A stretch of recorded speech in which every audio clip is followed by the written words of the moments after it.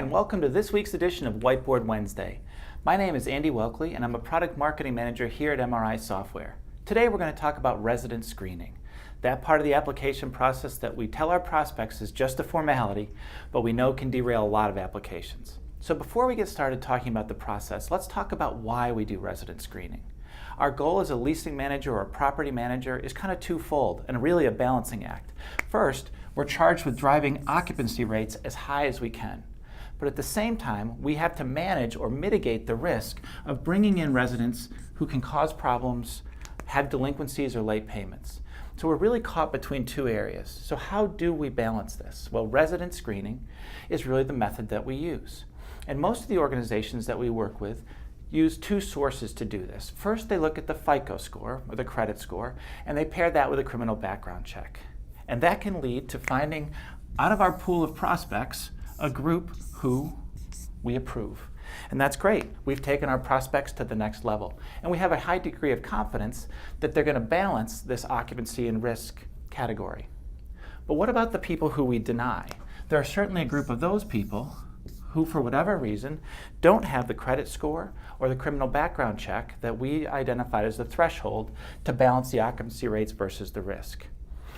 The problem with this method is that the FICO score is a very general measurement of overall financial health. It doesn't zero in on resident-specific behaviors or resident-specific financial measures. Here at MRI, we've developed our own model called the Accu Score, which tries to do this. So we zero in on things that are indicators of residential performance, the ability to pay rent, the ability to pay rent on time. And so what we're able to do is open up this pool of people who may have been denied from the FICO score and bring them down and approve them, still with a high degree of confidence that we're mitigating that risk.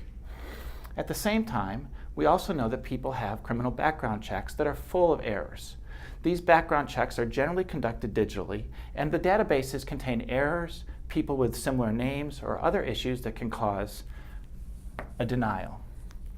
We have a team of in-house investigators here at MRI that in person reviews these background checks, actually through a network goes to the steps of the courthouse to make sure that these are as accurate as possible.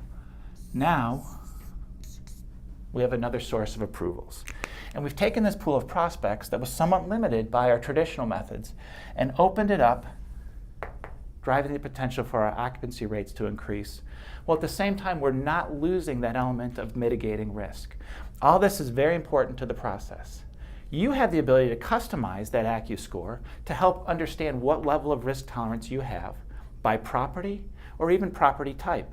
So if you have a traditional residential neighborhood or community, that's fine. Affordable housing, all those levers can be pulled to address this risk. Now at the same time, you're collecting a great amount of data here. And we preserve that data so that you can actually drill down into each individual approval or denial, and at the same time report on a whole host of these issues. So you can evaluate this risk over time and optimize the whole system so that you are putting that in balance, driving occupancy rates as high as you can while at the same time mitigating risk. It's a powerful tool to help you do your job even better and drive revenue to your property. That's it for today's Whiteboard Wednesday. I'm Andy Welkley. Thanks very much, and we'll see you again soon.